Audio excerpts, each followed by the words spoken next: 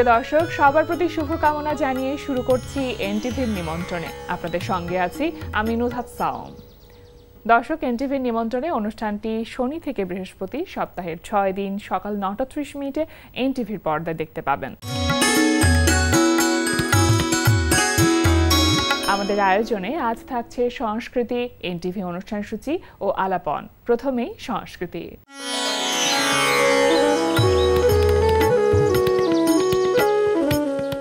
শিল্পাঙ্গনের আয়োজনে ধানমন্ডির ভূমি আর্ট গ্যালারিতে অনুষ্ঠিত হচ্ছে প্রকৌশলী এম মাকসুদ বিপ্লব ও চিত্রশিল্পী আল আখির সরকারের যৌথ শিল্পকর্ম প্রদর্শনী মেট্রোপলিটন বিউটি ইন ক্যাওয়াজ।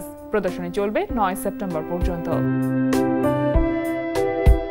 ঢাকা বিশ্ববিদ্যালয় চারুকলা অনুষদের জয়নুল গ্যালারিতে অনুষ্ঠিত হচ্ছে পঞ্চমের শিল্পীদের অংশগ্রহণে দলীয় চিত্রকলা প্রদর্শনী টোল্ড আনটোল্ড স্টোরি 6। প্রদর্শনী চলবে 4 সেপ্টেম্বর পর্যন্ত। আলোকচিত্রী নাসির আলী মামুনের তোলা শিল্পী এস এম সুলতানের ছবি নিয়ে ধানমন্ডির বেঙ্গল শিল্পালয়ে অনুষ্ঠিত হচ্ছে আলোকচিত্র প্রদর্শনী শতবর্ষে সুলতান। প্রতিদিন বিকাল 4টা থেকে রাত 8টা এই সময় প্রদর্শনী চলবে 27 সেপ্টেম্বর পর্যন্ত।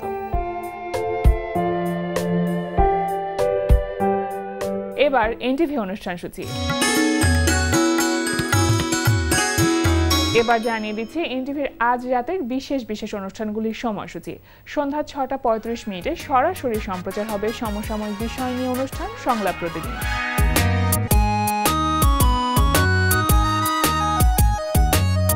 রাত 9টায় থাকছে অনুষ্ঠান স্যান্ডেলিনা গ্ল্যামার ওয়ার্ল্ড। রাত 9টা 30 মিনিটে থাকছে ধারাবাহিক নাটক জোনাকির আলো। এত রাতে মুড়ি মাখা খাবি মানে? হ্যাঁ, মুড়ি মাখা খাবো আর তোমার সাথে দাবা খেলবো। আজকে রাতে আমি তোমাকে হারিয়ে ছাড়বো মাস্টার শেফ। রাতের বেলা আসবে আমাকে হারাতে। নাম তো ঠিক করতে হবে। আমি রেস্টুরেন্টের একটা নাম ঠিক করেছি, তবে এখন একটাই রেস্টুরেন্ট থাকবে, এরপর সারা দেশে ছড়ায় পড়বে শাখা। কি নাম? মুসাফির খানা। রাত 11টা 30 মিনিটে সরাসরি সম্প্রচার হবে টক শো এই সময়।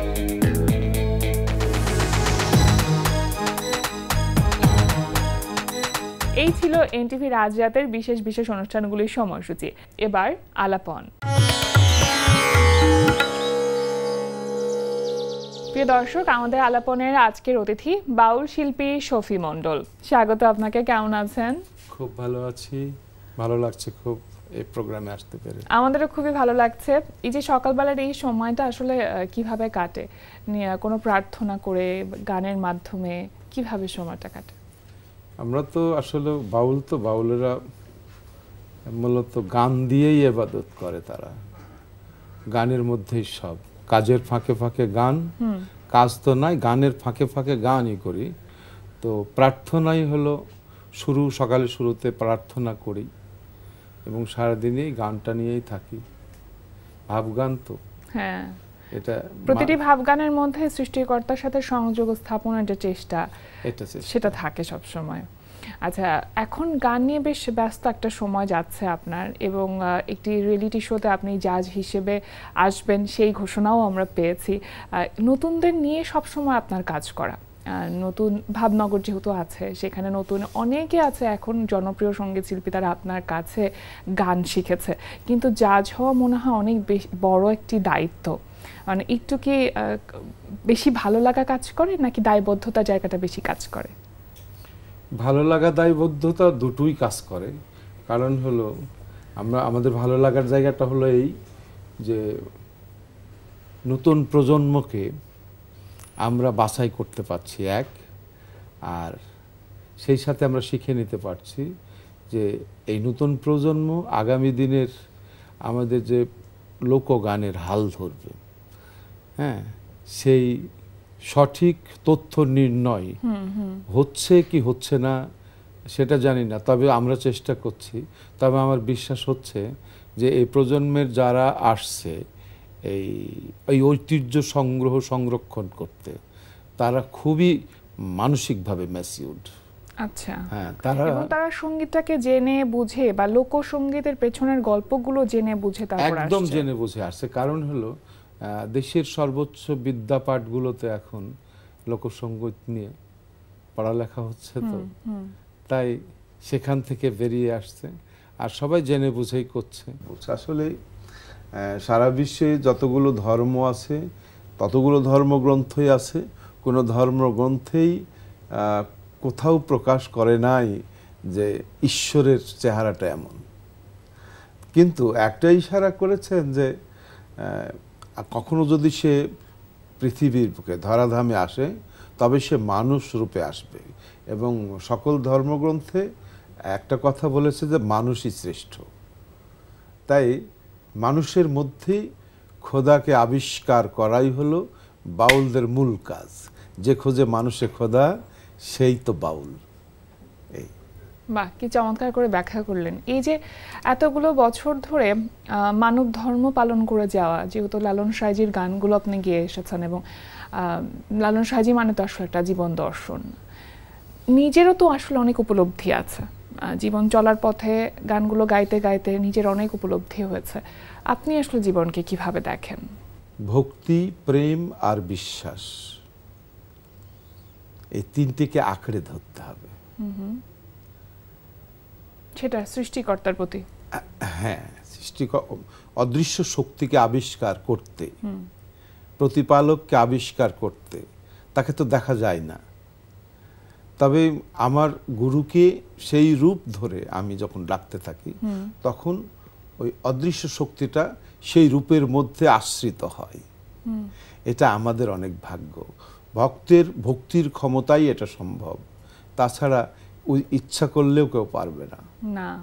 অনেক, এটার জন্য সাধনা দরকার, অনেক সাধনার দরকার। এটা মুখের কথায় হয় না। আপনি যেমন এখন অনেক, যেমন বলছিলাম, অনেক জনপ্রিয় সঙ্গীত শিল্পীর গুরুজি, তাদের ওস্তাদ আপনি, আপনার ওস্তাদজিও ছিলেন। কাদের কথা বা কাদের কাছ থেকে, কাদের আদর্শগুলো আপনি এখনো খুব বেশি লালন করেন? আসলে সব তো বর্তমানে আছে। লালন ফকির বলছে, যা করো করো, পিছের কথা রেখো স্মরণ। কারণ পিছের কথা যার স্মরণ থাকবে, বর্তমানকে মানে এই প্রজন্মের দিকে আমার গুরু বলেছে যে তো আমার জন্য তোকে কষ্ট করতে হবে না, তুই যাকে শেখাচ্ছিস, যার সাথে মিশে আছিস, ওর দিকে ভালো ভালো করে চেয়ে দেখিস, আমি সেখানেই আছি। ঘুমিয়ে আছে শিশুর পিতা, সব শিশুর অন্তরে, খেলিছ বিশ্বলয়ে, বিরাট শিশু আনমনে। এই শিশুর মধ্যেই সব আছে, মানে আমাদের পরবর্তী প্রজন্মের মধ্যেই আছে সব। আপনার গুরুজি আছে, সব আছে, সবাই আছে। গান শেখানোর যে ধরন, এক এক গুরুজির এক এক রকম স্টাইল থাকে। আপনার গুরুজিদের কাছ থেকে কি সেই ধরনটা আপনি রপ্ত করেছেন কিনা, শেখানোর ধরনের কথা? আমি যেটা পেরেছি, অত কি রপ্ত করা সম্ভব, তবে পেরেছি যে আমার যারা ভক্ত বা শিষ্য বা ছাত্র যারা থাকে, এদের সাথে প্রথমেই আমার একটা সম্পর্ক থাকবে, সেটি হলো প্রেমের সম্পর্ক। সেটা হলো মিশে যেতে হবে, আনন্দে, সানন্দে, মহানন্দে, ভাবানন্দে। ওদের সাথে ফ্রেন্ড, শিশুদের সাথে বন্ধুত্ব করতে হবে, ওদেরকে উন্মুক্ত করে দিতে হবে, ওরা যেন একটা সুন্দর পরিবেশ পায়, কোনো ধমক না, কোনো কিচ্ছু না। আচ্ছা, যিনি গান শিখতে এসেছেন আপনার কাছে, কখনো বকাঝকা কোনোদিনও? আমি এটা সম্ভব হয়নি, আমার গুরুও করেনি কখনো। এটা করলে হবে না। একটা শিশুকে যদি জোরে করে একটা কড়া করে কথা বলি, সে তো সাথে সাথে 6 মাস পিছনে চলে যাবে। ভাবনগরের বয়স কত বছর হলো? ভাবনগর আমি শুরু করেছি 95 সাল থেকে। তারও আগে ছিল, তখন নামই করিনি। হ্যাঁ, এই অদ্যাবধি পর্যন্ত চলছে। 2 জায়গায়, কুষ্টিয়াতেও চলে, ঢাকাতেও চলে। এই চালাচ্ছি নিজের মতো করে, একেবারে পুরোটাই চ্যারিটি বলতে পারেন এটা। আচ্ছা, লালন সাঁইজিকে ধরেন আপনি অনেকগুলো বছর ধরে একটা তপস্যা করে বা সাধনার জায়গা থেকে একরকম ভাবে দেখেছেন বা আবিষ্কার করেছেন। এখনকার ছেলে মেয়েদের সময় পরিক্রমায় বা প্রজন্মের যে একটা পরিবর্তন, প্রজন্মের চিন্তার যে পরিবর্তন, সেই জায়গা থেকে লালন সাঁইজিকে তারা হয়তো অন্যরকম ভাবে আবিষ্কার করছে। তাদের আবিষ্কৃত লালন সাঁইজিকে আপনি কখনো আপনার চোখে দেখেন কিনা? ওরা যখন লালনকে তাদের মতো করে আবিষ্কার করে, আমি তখন ওদেরকে দেখি। হ্যাঁ, ওদেরকে দেখলেই মনে হয় আমি লালনকে দেখছি। যে প্রেমে কিশোর কিশোরী হয়েছে হারা, তা কি পারবি তোরা। আজ থেকে 200 বছর আগে লালন ফকির বলেছে, জানতে মরার সেই প্রেম সাধনা, বাউল জগতে একটা সময় আছে জীবন থাকতে মরে যেতে হয়, খেলাফত দেয় মানে মৃত মানুষের পোশাক পরিয়ে দেয়, তো পড়ে শিশু হয়ে যেতে হয়। এবং সেটা করেছেন আপনি? এটা করেছি আমি। তো সেখানে যখন ওই শিশুর রূপ দেখি তখন নিজেকে দেখি ওর মধ্যে, ওকে বারবার আমি ফিরে ফিরে দেখি, কেন আমি তাদের মতো ছিলাম। বাউল শফি মণ্ডলের এই যে চলার পথ গানের সাথে এবং নিজেকে খুঁজে পাবা, সৃষ্টিকর্তাকে আবিষ্কার করার যে একটা পথ পরিক্রমায় কখনো কষ্ট পেয়েছেন? মানে কষ্ট তো অবশ্যই পেয়েছেন, না হলে তো আসলে গানগুলো ধারণ করা হয়তো সম্ভব হতো না। ব্যক্তি জীবনে কখনো ভীষণ রকম কষ্ট পেয়েছেন বা গান গাইতে গিয়ে কখনো কারো কাছ থেকে কষ্ট পেয়েছেন, এমন হয়েছে?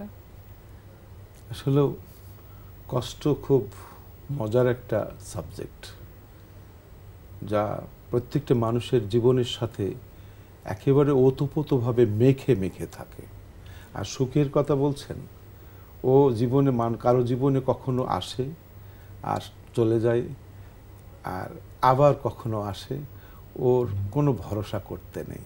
সুতরাং কষ্টের সাথে মেখে থাকে। সুখ চেয়ে স্বস্তি ভালো, লালন ফকির বলছে, বেশি সুখের আশা করো না।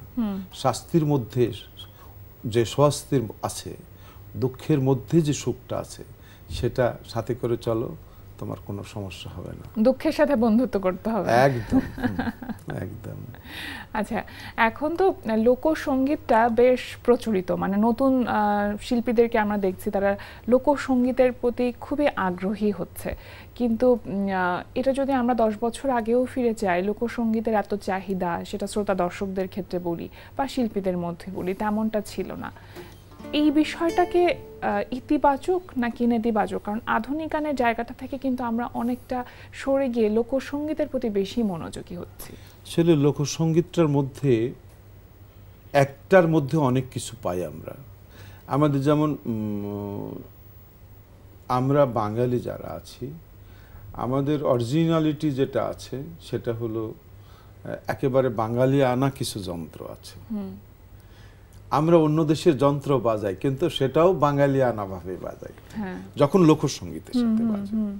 আর লোকসঙ্গীতের মধ্যে একটা গানের মধ্যে অনেকগুলো রাগের প্রভাব থাকে। যারা গাই আমরা তারা চিনি না, কিন্তু যারা সঙ্গীত বিশারদ তারা কিন্তু বুঝতে পারে। যদি বলা হয় যে একজন সঙ্গীত বিশারদকে যদি বলি যে আমার এই গানটা কোন রাগের মধ্যে পড়ছে, তখন সে ভাগ করে করে বলে দেবে যে এটা এই 3টি অথবা এই 4টি রাগের আশ্রয় আছে এখানে। কিন্তু যখন আমরা শাস্ত্রীয় গান করি তখন যে কোনো একটা রাগেই একটা গান শেষ হয়, অথবা আরেকটা ওই রাগের আশ্রিত কোনো রাগ মিশিয়ে একটা গান শেষ হয়। আর এই কেবল লোকসঙ্গীত আমাদের বাংলাদেশে যে একেবারে